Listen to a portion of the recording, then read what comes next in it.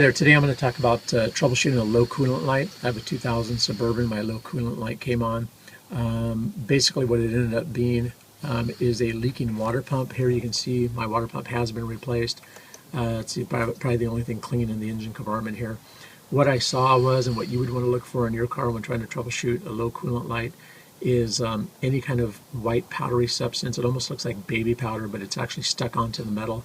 What that is when there's a really small leak of coolant, it'll come out, evaporate immediately, and what's left behind are the phosphates in the coolant.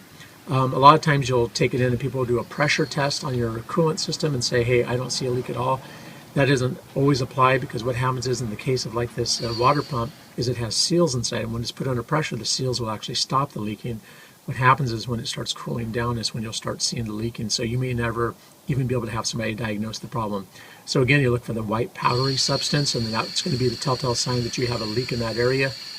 The other thing is, when you get the low coolant light, you need to be able to determine if it is just a sensor. Now in this 2000 Suburban and many of the other vehicles, the sensor is actually built into the radiator overflow reservoir tank. There's a sensor in this tank, and if the sensor is bad, your levels will be correct.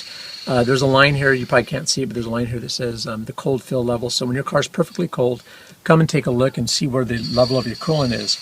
What you can do is then drive your car around some more, see if that level's come down. If it hasn't come down, then chances are you might have a faulty sensor for your coolant detector. In my case, what was happening, the coolant level was slowly but surely going down. Then the sensor would trigger and I get the low coolant light. So the way I tested that was I would just fill the coolant up to a certain point. You can use an oil pencil or something else, make a mark, and then later check it, within a couple weeks or something, and see if the level's gone down. Again, mine was just a water pump. Luckily I could get it repaired under warranty, and that's pretty much it. Thanks.